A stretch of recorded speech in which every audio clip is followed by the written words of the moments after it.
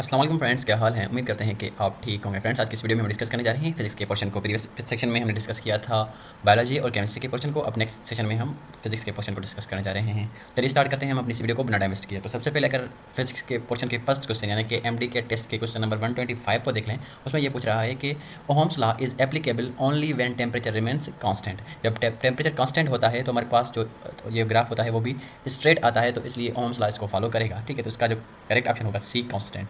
उसके बाद अगर हम डिस्कस करें, if a charge of 2 coulomb is moving with 5 metre per second enters at an angle of 30 in 3 tesla magnetic field, calculate the force experience by it. यानी कि इसमें हमें कुछ डेटा दिया गया है। इसमें आप जब ये फार्मूला यूज़ करेंगे F is equal to Q V B sine theta, तो अब जब इस फार्मूले को यूज़ करेंगे तो आपके पास इसका आंसर आ जाएगा। तो आप करके देख लेना। तो चलिए इस क्वेश्चन को मैं सॉल्व करता हूँ, मगर जो नेक्स्ट क्वेश्चन आएंगे उसमें मैं कोशिश करूँगा कि आपके साथ फार्मूला शेयर करूँ और आप उस फार्मूले में जो है वो डेटा पुट कर उस क्वेश्चन को सॉल्व करें कि हमारे पास टाइम जो है वो बच सके, यानी कि हम टाइम को सेव कर सकें। ठीक है, तो चलिए मैं इसको डिस्कस कर लेता हूँ आपके साथ। तो फ्रेंड्स, अभी आप देख सकते हैं इसमें जो है हमसे पूछा गया था कि अगर हमारे पास बिल सपोज, अगर इसमें थोड़ा सा मैं इसको चेंज कर लेता हूँ ताकि आपको देखने में आसानी हो जाए। ठीक है, तो अभी आप देख सकते हैं इसमें क्वेश्चन दिया गया था कि हमारे पास जो चार्ज था वो शायद 2 कॉलम था, और उसके बाद हमारे पास जो वेलोसिटी था वो आई थिंक देख लेते हैं वेलोसिटी को। वेलोसिटी तो हमारे पास 5 मीटर पर सेकेंड। ठीक है, और उसके बाद हमारे पास जो मैग्नेटिक फील्ड था वो शायद 3 टेस्ला था, और उसके बाद हमारे पास जो एंगल दिया गया था वो 30 दिया गया था, और हमसे जो है वो उन्होंने फोर्स का पूछा था। ठीक है, तो अगर आप इस डेटा को इस फार्मूले में पुट करेंगे एफ इजिकल टू के Q V B sine theta में, तो आपके पास जो है वो कुछ ऐसा आएगा। चार्ज को अगर आप 2 कॉलम रखेंगे और वेलोसिटी को अगर 5 मीटर पर सेकंड रखेंगे, उसके बाद जो है आप मैग्नेटिक फील्ड को 3 टेस्ला रखेंगे, और जो है वो साइन 30 जब आप रखेंगे तो आएगा 1/2। ये जो 1/2 है ये 1/2 से कैंसिल हो जाएगा, और उसके बाद बचेंगे 5 और 3 को मल्टीप्लाई करेंगे, हमारे पास आएंगे 15। जब ये फोर्स है तो इसका यूनिट जो बनेगा वो बनेगा न्यूटन। इसका जो करेक्ट ऑप्शन है वो है 15 न्यूटन, इसका आंसर आएगा। तो फ्रेंड्स, जो है वो आप इस फार्मूले को रखकर इस डेटा में इस फार्मूले में आप डेटा पुट करेंगे तो आपके पास जो है वो 15 न्यूटन इसका करेक्ट ऑप्शन आएगा। ठीक है, उसके बाद वो the following R component of a half wave rectifier. ठीक है, हमारे पास जो है वो रेक्टिफायर क्या करता है, यानी कि एसी को डीसी में कन्वर्ट करता है। रेक्टिफायर क्या करता है, अल्टरनेट करंट को हमारे पास किस चीज़ में कन्वर्ट करता है, डायरेक्ट करंट में। ठीक है, ये बेसिक इन्फॉर्मेशन है, आपके पास होनी चाहिए। ये जो हमारे पास जो एसी है अल्टरनेटिव करंट, इसकी जो यानी कि फिगर होती है वो कुछ इस तरह से होती है। ठीक है, इसको कन्वर्ट करता है किस में, ऐसे पल्सेटिंग करंट में। ठीक है, इस तरह के फॉर्म के करंट में। ठीक है, तो हमारे पास दो यानी कि जो रेक्टिफायर होते हैं, एक होते हैं हाफ वेव रेक्टिफायर, एक होते हैं फुल वेव रेक्टिफायर। ठीक है, इधर उन्होंने हमसे पूछा है हाफ वेव रेक्टिफायर का। अगर उसकी स्ट्रक्चर की बात करें तो हमारे पास कुछ स्ट्रक्चर इस तरह से आता है हाफ वेव रेक्टिफायर का। ये फिजिक्स के जो चैप्टर नंबर इलेक्ट्रॉनिक्स में है, सिंध टेक्स्ट बुक बोर्ड में नहीं है, मगर जो है ये फेडरल और पंजाब के जो है वो टेक्स्ट उनमें मौजूद है। ये क्वेश्चन जो है वो बहुत बार पूछा गया है पीएमसी के टेस्ट में। ठीक है, आपने जो है इसको इग्नोर नहीं करना, लाजमी फेडरल और जो है वो पंजाब के बुक से आप इसको रीड आउट कर लें। ठीक है, तो ये जो फ्रेंड्स बन गया हमारे पास हाफ वेव रेक्टिफायर का। तो अगर इसके स्ट्रक्चर की बात करें, इसमें जो है वो मेन कंपोनेंट्स कौन कौन से हैं, तो ये जो है हमारे पास, इधर हमारे पास एसी सप्लाई है, या इसको हम पावर सप्लाई कहते हैं। हमारे पास ये क्या है, हमारे पास पावर सप्लाई है, और उसके बाद ये जो है हमारे पास ये वाला पोर्शन हमारे पास है ट्रांसफार्मर। ये हमारे पास है ट्रांसफार्मर, और उसके बाद ये जो है हमारे पास है लोड रेजिस्टेंस। ठीक है, ये आप इनके कंपोनेंट याद कर लें। ये क्वेश्चन मैंने इसलिए डीप में डिस्कस किया क्योंकि ये सिंध टेक्स्ट जो बुक्स हैं उनमें नहीं है, आप लाजमी इसको रीड आउट कर लें। ठीक है, इसका जो कट ऑप्शन बनेगा, यानी कि ट्रांसफर भी है आपने देखा, लोड रेजिस्टेंस भी है और पावर सप्लाई भी है। इसका जो कट ऑप्शन बनेगा डी ऑल ऑफ देम यानी ऑल ऑफ अबव। ठीक है, उसके बाद आता है विच of the following is not an assumption of the kinetic model of an ideal case. तो इसमें पूछ रहा है the size of the molecules is much smaller than the separation between molecules. ये सही कह रहा है, क्योंकि साइज जो होता है वो अगर एक मॉलिक्यूल का इतना है, दूसरे का इतना है, तीसरे का इतना है, तो देखिए साइज जो है वो कम है। ठीक है, अगर सेपरेशन की बात करें तो सेपरेशन इधर से लेकर यहाँ तक है, लेकिन सेपरेशन मैक्सिमम है, साइज ऑफ मॉलिक्यूल्स कम है। ठीक है, ये करेक्ट स्टेटमेंट है। हमें जो है वो स्टेटमेंट ढूंढना है जो कि रॉन्ग हो। ठीक है, उसके बाद पूछ रहा है मॉलिक्यूल सफर नेग्लिजिबल मोमेंटम चेंज ड्यूरिंग वाल कोलिजन्स। ये देखें ये स्टेटमेंट गलत है। क्यों? देखें, जब कोई भी मॉलिक्यूल जाके वाल से कोलाइड करता है, ये सपोज करें वाल है, तो उसमें जब वो यानी कि उनकी कोलिजन होगी तो वो रिफ्लेक्ट बैक होंगे। जब वो बाउंस बैक होंगे तो उनकी डायरेक्शन चेंज हो जाएगी। अगर उनके वेलोसिटी की डायरेक्शन चेंज हो गई तो यानी कि उनकी मोमेंटम भी क्या हो जाएगी, कंप्लीटली चेंज हो जाएगी ना। तो इसमें नेग्लिजिबल चेंज नहीं आएगा मोमेंटम में, वो कंप्लीटली क्या हो जाएगा, चेंज हो जाएगा। तो इसका जो करेक्ट ऑप्शन बनेगा वो बनेगा बी, यानी कि बी जो है वो अजम्पशन नहीं है। ठीक है, उधर यानी कि इसका करेक्ट अजम्पशन क्या है, मॉलिक्यूल सफर कंप्लीट मोमेंटम चेंज ड्यूरिंग वाल कोलिजन। ठीक है, उसके बाद अगर हम डिस्कस करें नेक्स्ट क्वेश्चन को, तो आप देख सकते हैं कि the angular displacement of an object after one complete revolution is. देखें, ये जो होता है हमारे पास एक कंप्लीट रिवॉल्यूशन है, ये किसके बराबर होता है, ये हमारे पास 2 पाई रेडियन के। ठीक है, जो होता है हमारे पास 1 पाई रेडियन, ये हो गया 1 पाई रेडियन। ठीक है, और ये दूसरा पाई रेडियन, तो ये कितने के बराबर हो गया, 2 पाई आर। ठीक है, इसका जो करेक्ट ऑप्शन बनेगा that is C, 2 pi R. ठीक है, उसके बाद अगर डिस्कस करें Coulomb force is a long range force, ये हमारे पास क्या है, लॉन्ग रेंज फोर्स है। उसके बाद हम डिस्कस करें motion image induce in coil depend on, ये मैग्नेटिक फील्ड पे भी डिपेंड करता है, लेंथ पे भी डिपेंड करता है, उसके बाद ओरिएंटेशन पे भी डिपेंड करता है, इसलिए इसका जो करेक्ट ऑप्शन बनेगा that is all of above या ऑल ऑफ द, ठीक है। उसके बाद अगर डिस्कस करें वर्क फंक्शन डिपेंड्स ऑन, अगर अब डिस्कस करें कि वर्क फंक्शन क्या है, वो मिनिमम अमाउंट ऑफ एनर्जी जो हमें चाहिए किसी भी मेटल सरफेस से इलेक्ट्रॉन इजेक्ट करने के लिए, तो जितना स्ट्रॉन्ग यानी कि टफ मेटल होगा उसमें से जो है वो हमें ज़्यादा एनर्जी एक्सपेंड करने की ज़रूरत होगी, और जितना वीक मेटल होगा और इसलिए उसके लिए हमें जो है वो minimum amount of energy required होगी। तो यानी कि मेटल पर डिपेंड करता है और नेचर ऑफ सरफेस पे भी डिपेंड करता है, ठीक है। इसलिए इसका करेक्ट होगा C, both metals and nature of the surface. उसके बाद अगर हम बात करें formula for power is, power जो होता है हमारे पास वो बराबर होता है power is equal to current into voltage यानी पोटेंशियल डिफरेंस, ठीक है। इसका जो करेक्ट ऑप्शन बनेगा वो बनेगा ए। उसके बाद अगर डिस्कस करें three types of radio active elements are emitted when unstable nuclear undergo radioactive decay which of the following is not one of them, ठीक है। जब यानी कि थ्री टाइप रेडियो रेडिएशन हमारे पास क्या होते हैं, इमिट होते हैं, अल्फा बीटा गामा, मगर जो होता है हमारे पास डेल्टा जो होता है वो इमिट नहीं होता, इसलिए जो इसका इस ऑप्शन क्वेश्चन का करेक्ट ऑप्शन बनेगा दैट इज डी डेल्टा। उसके बाद आता है radiations are classified by its dash nature, ये जो होते हैं हमने दो कैटेगरीज में इनको डिवाइड किया गया है, एक होते हैं हमारे पास आयोनाइजिंग और दूसरे होते हैं हमारे पास नॉन आयोनाइजिंग, तो इसलिए इसका जो करेक्ट ऑप्शन बनेगा वो बनेगा सी, बोथ ए एंड बी, ठीक है। अगर हम बात करें आयोनाइजिंग की तो इसमें हमारे पास आते हैं एक्स रेज, गामा रेज, ठीक है। उसके बाद अगर नॉन आयोनाइजिंग की बात करें तो हमारे पास जो होते हैं वो अल्ट्रा वायलेट रेज इसमें आ जाता है। उसके बाद अगर हम डिस्कस करें in which rectifier ripple factor is less, ठीक है। तो ये देखें फ्रेंड्स, ये देखें आप इस बात को नोट करें कि इस क्वेश्चन का यानी कि इस टेस्ट का डिस्कस करने का मकसद यही है कि आपको पता चल जाएगा कि कौन कौन से टॉपिक्स हैं और उनके रिलेटेड कौन से एमसीक्यूज आते हैं। ये बहुत से बुक्स में नहीं है, आपने नहीं पढ़े होंगे, जो इस यानी कि जो बुक्स से बिलोंग करते होंगे, कुछ सेंटरों में भी नहीं पढ़ाते, ठीक है, क्योंकि ये हमारे पास ट्रेंड नहीं रहा है इस टॉपिक का। तो अभी मैं आपके साथ ये जो क्वेश्चन है वो मैं कोशिश करूँगा थोड़ा टाइम लेकर डिटेल से डिस्कस करूँ। तो इसको अगर डिस्कस करें तो हमारे पास ये पूछ रहा है कौन सा क्वेश्चन क्या है, in which of the rectifier ripple factor is less. ये देखें ये जो होता है ये क्या करें, हमने क्या कहा था आपको, ये एसी को डीसी में कन्वर्ट करता है, यही क्वेश्चन इधर हम डिस्कस कर लेते हैं। अब देखें रिपल फैक्टर क्या है, ये जो स्पेस होता है ना, आप समझ लें कि ये रिपल फैक्टर है, ठीक है। अब देखें ये जो अगर हाफ वेव रेक्टिफायर होगा ना तो वो क्या करेगा, इस यानी कि हाफ पार्ट ऑफ वेव को कन्वर्ट करेगा और इसको कन्वर्ट नहीं करेगा, इसको कन्वर्ट करेगा और इसको कन्वर्ट नहीं करेगा, ठीक है। आप इसे समझ लें इसको बेसिक चीज़। अगर वो फुल वेव रेक्टिफाई होगा ना तो इसको भी कन्वर्ट करेगा, ठीक है। सपोज कर लिया हमारे पास क्या है हाफ वेव रेक्टिफाई, इसको कन्वर्ट किया, इसको कन्वर्ट नहीं किया, ठीक है। अब ये स्पेस जो है वो ऐसे कन्वर्ट नहीं हुआ इस तक, अब जब इस पोर्शन की बारी आएगी तो वो इसको कन्वर्ट करेगा, ठीक है। उसके बाद अगर जब इसकी बारी आएगी तो उसको वो कन्वर्ट नहीं करेगा, स्ट्रेट लाइन आ जाएगी, ठीक है। यानी कि ये हमारे पास क्या हो गया, हाफ वेव रेक्टिफायर, ठीक है, हाफ वेव रेक्टिफायर, ठीक है। अगर हम फुल वेव रेक्टिफायर की बात करें तो वो इस पोर्शन को भी कन्वर्ट करेगा, यानी कि ये भी कन्वर्ट हो गया इधर। उसके बाद जब ये पोर्शन आएगा इसको भी कन्वर्ट करेगा, मगर किस तरीके से, इस तरीके से, ठीक है। उसके बाद अगर ये पोर्शन आएगा तो इसको भी एब्सोल्युटली क्या करेगा, कन्वर्ट करेगा। उसके बाद अगर ये पोर्शन आ गया तो इसको भी क्या करेगा, कन्वर्ट करेगा, ठीक है। अब देखें ये जो हमने कहा था ना कि इधर जो हमारे पास रिपल्स क्या होते हैं, ये वाला जो स्पेस होता है ना इसको हम रिपल कहते हैं, ठीक है। अब देखें ये हमारे पास हाफ वेव रेक्टिफायर में ये स्पेस ज़्यादा है या फुल वेव में। अब देखें कि हाफ वेव जो है होता है उसमें क्या होता है, मोर रिपल फैक्टर होते हैं, मोर रिपल फैक्टर होते हैं इसमें, ठीक है। अगर हम फुल वेव लेंथ की बात करें, फुल वेव रेक्टिफायर की, फुल वेव रेक्टिफायर की, तो उसमें जो होते हैं वो लेस क्या होते हैं, रिपल फैक्टर होते हैं, क्या होते हैं इसमें। अब देखें ये लेस हमारे पास क्या है, रिपल फैक्टर है, ठीक है। हमारे पास क्या है, लेस रिपल फैक्टर है। तो इसमें अगर क्वेश्चन को आप देख लें कि in which rectifier ripple factor is less, full wave जो होती है हमारे पास उसमें कम होते हैं, ठीक है। तो इसका जो करेक्ट ऑप्शन हो गया वो होगा ए, यानी कि फुल वेव रेक्टिफायर, क्या हो गया, फुल वेव रेक्टिफायर, ठीक है। इसके लिए इसका जो करेक्ट ऑप्शन बनेगा वो बनेगा ए। अब देखिए इसमें हमने ज़्यादा टाइम वेस्ट कर लिया, जो इजी क्वेश्चन हो गया हम आपको वो बता देंगे, ठीक है। उसके बाद कह रहा है force on a proton of charge, इसमें भी फ्रेंड्स यही फॉर्मूला लगेगा, F is equal to Q V B sine theta, ठीक है। इसमें अगर आप रख के पुट करेंगे तो इसका करेक्ट ऑप्शन ए आएगा, ठीक है। उसके बाद अगर हम बात करें in lamp load when more than one lamp are switched on the total resistance of the load will be decreased, ठीक है, क्योंकि इनकी जो है वो फ्लो बढ़ जाएगी तो रेजिस्टेंस कम हो जाएगा। उसके बाद अगर बात करें फिर object is undergoing N orbital motion around an other object is called revolution, ये रिवॉल्यूशन की सिंपल डेफिनेशन है, इसमें कोई रॉकेट साइंस नहीं है। उसके बाद आता है formula for electric field intensity is, आपको पता होगा कि फील्ड इंटेंसिटी का फार्मूला होता है फोर्स अपॉन चार्ज, तो इसका करेक्ट ऑप्शन होगा ए। उसके बाद अगर हम बात करें fix mass of an oil gas is contain in a cylinder at constant temperature, now the pressure of the gas is decrease, what happened to the molecule of the gas, ठीक है। इसमें ये पूछ रहा है कि जब हम जो है fix mass of oil gas होगा हमारे पास किसी भी सिलेंडर में कांस्टेंट प्रेशर पे, जब हम प्रेशर को डिक्रीज़ करेंगे तो क्या होगा, जब प्रेशर को डिक्रीज़ करेंगे तो नंबर ऑफ कोलिजन्स जो होते हैं मॉलिक्यूल के दरमियान, और जो वो मॉलिक्यूल्स जो हैं वाल के साथ जो यानी कि कोलाइड करते हैं वो डिक्रीज हो जाएंगे, यानी कि नंबर ऑफ कोलिजन क्या हो जाएंगे, डिक्रीज हो जाएंगे। तो इसका जो करेक्ट ऑप्शन बनेगा वो बनेगा बी। उसके बाद अगर हम बात करें body of mass 10 kg moving at a height of 2 metre with uniform speed of 2 metre per second, its total energy is, देखें अब देखें ये पूछ रहा है हमारे पास टोटल एनर्जी, ठीक है। अब अगर आप देखें कि टोटल एनर्जी किस चीज़ के बराबर होता है, जब कोई भी जो है हम ऑब्जेक्ट को अगर अपवर्ड यानी कि उसको थ्रो करें, तो अगर इस स्टेप पे उसकी एनर्जी क्या होगी, इधर उसकी जो एनर्जी होगी वो काइनेटिक एनर्जी भी होगी और उसके साथ साथ क्या होगी, पोटेंशियल एनर्जी भी होगी। ठीक है, अगर हम टोटल एनर्जी की बात करें, अगर काइनेटिक एनर्जी का क्या फॉर्मूला बनता है, 1/2 mv² हमारे पास बनेगा और पोटेंशियल एनर्जी का क्या बनेगा, mgh बनेगा।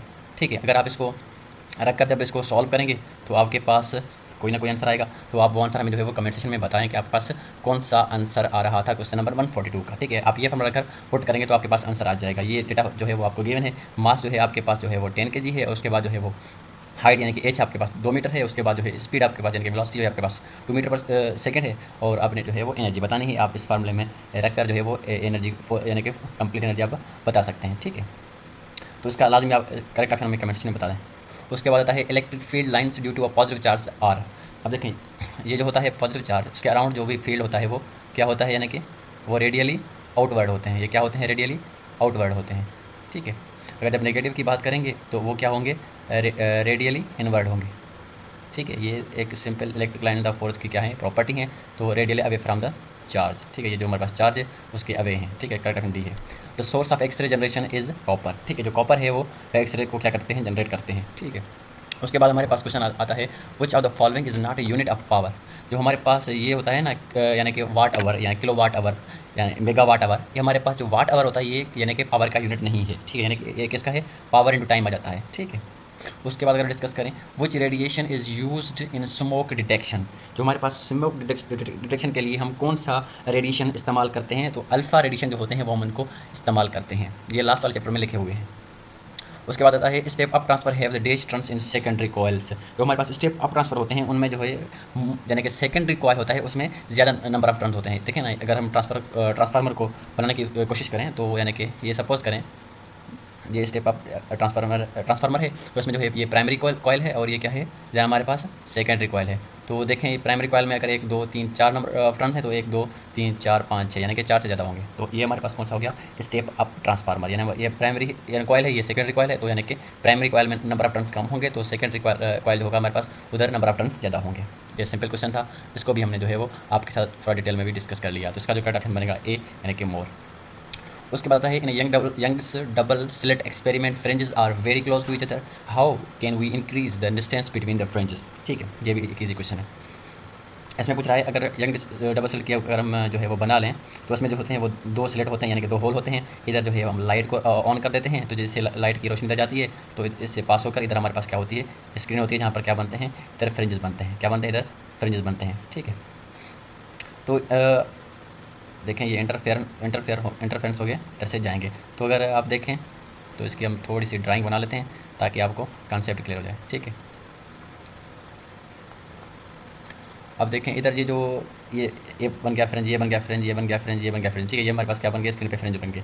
अब इनके अगर डिस्टेंस को हम डिक्रीज़ करना चाहें तो हम क्या करेंगे, तो आप क्या करेंगे, जैसे ही आप स्क्रीन को इधर रखेंगे तो आप देख सकते हैं कि इधर फ्रेंज इधर बन जाएगा, एक फ्रेंज इधर, एक फ्रेंज इधर, एक फ्रेंज इधर, एक फ्रेंज इधर, एक फ्रेंज इधर। यानी कि जब हम स्क्रीन को, ये जो हमारे पास स्क्रीन है, ठीक है, जब हम स्क्रीन को इस स्लिट के करीब लेके जाएंगे तो हमारे पास जो क्या होगा, फ्रेंड्स के दरमियान जो डिस्टेंस है वो डिक्रीज़ हो जाएगा। ये भी इसके कहने का मकसद ये है। ठीक है, इन एक double slit experiment friends are very close to each other, how can we increase the distance between the friends. जब हम डिस्टेंस को कैसे इंक्रीज़ कर सकते हैं, जो इसका जो करेक्ट ऑप्शन बनेगा B, by increasing the distance from slit to the screen. ठीक है, जब हमने कहा था कि हम फ्रिंज को क्लोज करेंगे, अगर हम फ्रिंज को यानी कि दूर करना चाहें तो हम क्या करेंगे, इसके स्क्रीन को अवे फ्रॉम द स्लिट लेके जाएंगे। ठीक है, इसलिए इसका जो करेक्ट ऑप्शन बनेगा वो बनेगा बी। अगर आपको ये फिर भी समझ नहीं आया तो आप कमेंट सेक्शन में पूछ सकते हैं, हम आपको डिटेल से दोबारा डिस्कस करके बताएंगे। ठीक है, यह हमारा ये व्हाट्सअप नंबर है, आप किसी भी क्वेश्चन को हमारे व्हाट्सअप नंबर पर भेज सकते हैं। ये हमारा व्हाट्सअप नंबर है ऑल अबाउट स्टडी का, तो आप उधर हमसे जो है वो डिस्कस भी कर सकते हैं। ये आपके स्क्रीन के सामने है व्हाट्सअप नंबर, आप इसको ऑल अबाउट स्टडी के नाम से सेव कर लें बेशक, और कोई भी क्वेश्चन हो तो आप हमसे डिस्कस कर सकते हैं। ओके फ्रेंड्स, क्योंकि जब टाइम कम है तो हम पहले से डिस्कस करने की कोशिश करते हैं, जब कोई चीज़ समझ नहीं आए तो आप पूछ सकते हैं। ठीक है, उसके बाद है if the supply of frequency of a transformer increases the secondary output voltage of the transformer will dash. देखें, ट्रांसफार्मर की जो फ्रीक्वेंसी होती है वो कांस्टेंट होती है। अगर फॉर एग्जांपल हम बात कर लें, जो पाकिस्तान में ट्रांसफार्मर हैं उनकी जो फ्रीक्वेंसी है वो है 50 हर्ट्ज। फ्रेंड्स, ये क्वेश्चन भी पीएमसी के टेस्ट में आ चुका है, यानी कि पाकिस्तान में ट्रांसफार्मर की फ्रीक्वेंसी क्या है, 50 हर्ट्ज। इंडिया में जो है वो 51 हर्ट्ज यानी कि क्या है, फ्रीक्वेंसी है। ठीक है, तो फ्रीक्वेंसी पे कोई असर नहीं पड़ेगा, आप क्या भी कर लें, नंबर ऑफ टर्न बढ़ा लें, वोल्टेज बढ़ा लें, क्या भी कर लें, तो जो है फ्रीक्वेंसी पे कोई भी इसका असर नहीं पड़ेगा। तो इसका करेक्ट ऑप्शन बनेगा रिमेन्स अनचेंज्ड। ठीक है, उसके बाद अगर हम बात करें wave nature of light is proved by polarisation. Polarisation में क्या करते हैं हम, जो है वो किसी भी वेव को पास करवाते हैं, ठीक है, तो इसकी जो है हमें नेचर पता चल जाती है थ्रू पोलराइजेशन इफेक्ट। उसके बाद बात करें displacement of sun with respect to earth is R, ठीक है। उसके बाद अगर डिस्कस करें instant velocity is always positive, always negative, positive and negative. देखिए इंस्टेंट वेलोसिटी यानी कि है very quick change in velocity, ठीक है। अब जो है वो क्विक चेंज में वो इंक्रीज भी हो सकती है, वेलोसिटी डिक्रीज भी हो सकती है। अगर इंक्रीज होगी तो पॉजिटिव हो जाएगी, अगर डिक्रीज होगी तो नेगेटिव होगी, यानी कि ये बहुत पॉजिटिव और नेगेटिव दोनों पॉसिबल है। तो इसलिए जो इसका करेक्ट ऑप्शन बनेगा वो बनेगा सी।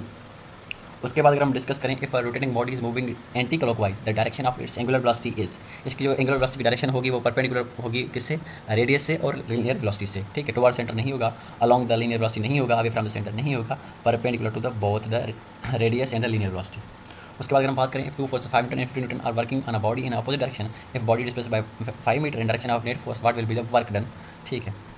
ये कह रहा है कि हमारे पास दो फोर्स हैं, एक हमारे पास जो है वो फोर्स जो है वो है 15 न्यूटन और दूसरी साइड हमारे पास जो फोर्स है शायद ये कोई है 5 न्यूटन, दोबारा लिख लेते हैं, ठीक है। एक 5 न्यूटन और दूसरा है वो 15 न्यूटन, ठीक है, 2 न्यूटन है। अब देखें इससे जब दो अपोजिट फोर्स एक दूसरे को जो है वो कांटेक्ट में आएंगे तो वो एक दूसरे को कैंसिल करेंगे। देखें ये 10 में से 5 कैंसिल हो जाएंगे, तो इधर जो होगा वो नेट फोर्स लगेगा वो लगेगा 10 न्यूटन का, यानी हमारे पास फोर्स कितना आ जाएगा 10 न्यूटन, क्योंकि 5 न्यूटन इस 5 न्यूटन को कैंसिल करेगा, बकाया हमारे पास क्या बच गया 10 न्यूटन। उसके बाद अगर ये डिस्प्लेस हो रहा है इसी डायरेक्शन में 5 मीटर तक क्या होगा, यानी कि डिस्प्लेस होगा। तो हमारे पास वर्क पूछ रहा है, work is equal to force into displacement, इसलिए जो हमारे पास फोर्स हमारे पास 10 है और डिस्प्लेसमेंट हमारे पास 5 है, तो उसका जो करेक्ट ऑप्शन बनेगा वो बनेगा 50 न्यूटन, ठीक है। 50 सॉरी वर्क है तो इसका सॉरी आ जाएगा 50 जूल, 50 जूल, ठीक है। इसलिए जो इसका ऑप्शन होगा वो होगा ए 50 जूल। उसके बाद आ रहा है a force which acts on an object moving in circle and is directed towards the centre of the circle is called centripetal force, ठीक है, यानी कि टुवर्ड्स द सेंटर। उसके बाद पूछ रहा है in electron microscope image formed is 3D, electron microscope में 3D और ये बात आप याद रख रहे हैं 3D प्लस कलरलेस इमेज बनता है, क्या बनता है, कलरलेस इमेज बनता है इलेक्ट्रॉन माइक्रोस्कोप में, ठीक है। उसके बाद हम बात करें beats can be use to find frequency, ठीक है। बीट क्या है, यानी कि स्लाइड चेंज, जब हम स्लाइड चेंज होगी फ्रीक्वेंसी में तो हम क्या कर सकते हैं, फ्रीक्वेंसी को डिस्टिंग्विश कर सकते हैं, इसलिए जो इसका करेक्ट ऑप्शन बनेगा बी, यानी कि फ्रीक्वेंसी को हम फाइंड आउट करने के लिए, डिफरेंशिएट करने के लिए बीट्स को यूज़ करते हैं, ठीक है। उसके बाद आता है charge body attracts uncharge body by dash induction, by electrostatic induction, ठीक है। उसके बाद आता है the basic purpose of filter is to, अब जो है हम फिल्टर को किस लिए यूज़ करते हैं, ठीक है। ये क्वेश्चन में पूछा है फिल्टर को किस लिए यूज़ करते हैं, हमने पहले भी आपके साथ शायद इसको डिस्कस करके आए हैं, आप देख सकते हैं इधर हमने डिस्कस किया था कि जो है हम रिपल जो देखें इधर जो हमारे पास रिपल होते हैं जब हम इनको रिमूव करने के लिए क्या यूज़ करते हैं, फ़िल्टर यूज़ करते हैं। जब हम फिल्टर को यूज़ करेंगे तो जो रिपल जो होते हैं वो रिमूव हो जाते हैं, हमारे पास ये जो है रिपल फॉर्म नहीं होते, ऐसे स्ट्रेट लाइन बन जाती है, ठीक है। जब हम फिल्टर को यूज़ करेंगे तो ये रिपल्स नहीं होंगे और एक ये से स्ट्रेट लाइन बन जाएगी, ठीक है। ये चैप्टर आप डिटेल से पढ़ लें, अगर आप चाहें तो मैं भी कोशिश करूँगा कि इस चैप्टर को सिर्फ आपको पढ़ाऊँ, ठीक है। अब जो है वो जल्दबाजी में इधर डिस्कस नहीं हो पा रहा, तो वो जो है मिनिमाइज वेरिएशन इन ऐसी सिग्नल नहीं, ऐसी सिग्नल के साथ ये कुछ नहीं कर सकता। सप्रेस हार्मोनिक्स इन रेक्टिफाइड आउटपुट नहीं, remove ripple from the rectified output, हाँ ये क्या करता है, जो हमारे पास जो आउटपुट होता है, यानी कि जो हमारे पास ये सपोज करें ये आ गया, इसमें जो रिपल्स हैं इस रिपल को क्या करता है, रिमूव करता है फिल्टर, ठीक है। इसके लिए इसका करेक्ट ऑप्शन बनेगा वो बनेगा C, removes ripple from the rectified output. उसके बाद आता है in a simple pendulum work done by the tension force is 0, ठीक है। उसके बाद पूछ रहा है which metal is use to detect radioactivity, जो हमारे पास हेवी मेटल्स होते हैं हम उन्हें क्या करते हैं, रेडियो एक्टिविटी को यानी कि डिटेक्ट करने में यूज़ करते हैं। उसके बाद आता है minimum energy required for power production is 1.02 millivolt. उसके बाद आता है पूछे तो आप this is considered in isochoric process, isochoric process में क्या होता है, वॉल्यूम कांस्टेंट होगा, जब वॉल्यूम कांस्टेंट होगा तो हमारे पास वर्क डन क्या होगा, 0 होगा, क्योंकि जब हमारे पास चेंज इन वॉल्यूम 0 होगा, ठीक है। अब देखें वर्क क्या है, वर्क क्या है, power into change in volume, जब वॉल्यूम की चेंज में 0 होगा तो जब किसी भी चीज़ को 0 से मल्टीप्लाई करेंगे तो हमारे पास वर्क डन क्या आ जाएगा, 0 आ जाएगा, ठीक है। यानी कि आइसोकोरिक में हमारे पास क्या होता है, वर्क डन क्या होता है, 0 होता है, यहाँ कांस्टेंट होता है। उसके बाद हम बात करें a gas expands from V1 to V2 at pressure P, work done is, यही सेम फार्मूला आ गया ना, D P is equal to change in V या V2 माइनस V1। उसके बाद हम बात करें the pendulum of a certain pendulum clock is made of brass when the temperature increases what happens to the period of the clock, ठीक है। इसमें पूछ रहा है कि जब हम पेंडुलम को किसी भी क्लॉक के पेंडुलम को जो कि ब्रास से बना होगा, जब उसके हम टेम्परेचर को इंक्रीज़ करेंगे तो उसकी जो है वो पीरियड ऑफ टाइम में या टाइम पीरियड में कोई चेंजिंग वगैरह आएगी या नहीं, बिल्कुल। जब हम यानी कि टेम्परेचर को इंक्रीज़ करेंगे तो उसकी लेंथ बढ़ जाएगी, जब लेंथ बढ़ जाएगी तो टाइम पीरियड ऑटोमेटिकली बढ़ जाएगी, क्योंकि जब फार्मूला आपके सामने है T equal to 2 pi L upon G, ठीक है, T equal to pi L upon G। देखें जब भी लेंथ किसी चीज़ की बढ़ेगी तो यानी कि टाइम पीरियड भी बढ़ेगा, तो यानी कि जो हमारे पास जो टाइम पीरियड है वो डायरेक्टली प्रोपोर्शनल होता है under root of the length, ठीक है। जब हम इसको टेम्परेचर को इंक्रीज़ करेंगे तो इसकी जो लेंथ है पेंडुलम की उसमें भी क्या आ जाएगी, इंक्रीजमेंट आ जाएगी। जब वो इंक्रीज़ होगा तो पीरियड भी, टाइम पीरियड भी क्या होगा, इंक्रीज़ होगा। इसका जो करेक्ट ऑप्शन बनेगा वो बनेगा ए, इट इंक्रीजेस। उसके बाद अगर हम डिस्कस करें, when a standing wave is set up on a string it fixed both ends which of the following statement is true. ठीक है, ये कह रहा है कि अगर हम किसी भी स्टैंडिंग वेव को यानी कि बोथ एंड से क्या करें, इसको फिक्स कर लें, तो इसमें से कौन सा ऑप्शन हमारे पास दुरुस्त होगा। तो सबसे पहले हम स्ट्रक्चर की बात करें तो आपसे के सामने हम इसका स्ट्रक्चर बनाने की कोशिश करते हैं। यानी कि ये एक स्प्रिंग है, ठीक है, उसमें हमने क्या किया, एक वेव बनाया है। अब देखें एक वेव कैसे बनता है, ऐसे बनता है, एक क्रेस्ट और ट्रफ के साथ एक वेव बनता है। ये कौन सा है, हमने कहा ये कौन सा है हमारे पास, स्टैंडिंग वेव है। हमारे पास कौन सा है, स्टैंडिंग वेव है, ठीक है।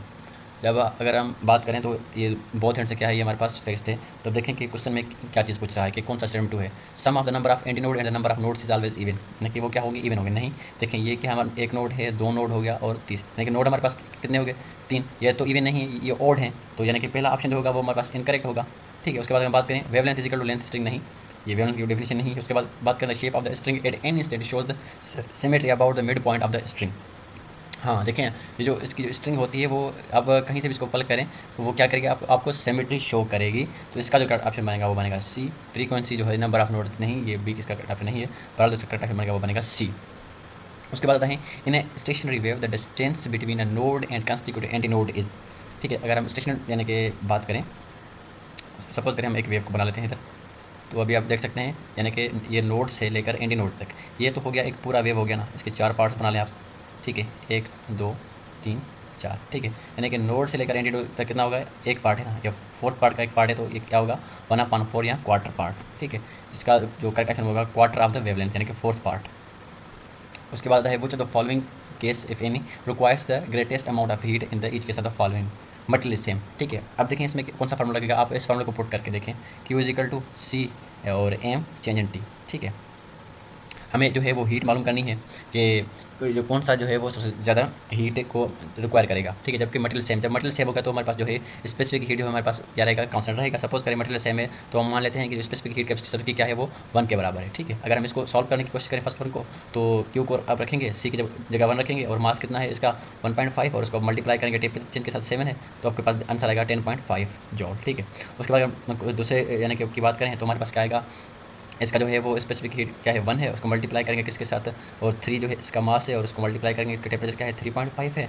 तो आप जब 3 को 3.5 से मल्टीप्लाई करेंगे तो आपके पास भी जवाब क्या आएगा 10.5 जॉल आएगा। उसके बाद अगर हम बात करें थर्ड स्टेटमेंट की, हमारे पास ये 0.5 जो है वो क्या है मास है, उसके बाद टेम्परेचर जो है हमारे पास 21 है, तो जब इसको मल्टीप्लाई करेंगे तो आपके पास आंसर क्या आएगा 10.5, यानी कि सेम, यानी कि क्या करेंगे सारे same amount of energy heat energy require करेंगे। तो इसमें आप डी ऑप्शन को देखें, इसमें पूछा है the amount of the heat required is the same in each of the 3 previous cases, क्योंकि सारों ने कितना हीट जो है वो रिक्वायर किया है 10.5 जॉल 10.5 जॉल 10.5 जॉल। इसका जो करेक्ट ऑप्शन बनेगा वो बनेगा डी, ठीक है। उसके बाद हम बात करें 1 RPM, RPM क्या है, revolutions per minute is equal to dash, ठीक है। अगर आप सिंपल बात करें, एक रिवॉल्यूशन पर मिनट बराबर कितने का होता है 2 पाई के, ठीक है, 2 पाई के। अगर हम इसको बोथ को डिवाइड करें किसके साथ 60 के साथ, ठीक है 60, और इसको भी डिवाइड कर दें 60 के साथ, तो आपके पास यानी कि ये किसमें कन्वर्ट हो गया टाइम के साथ।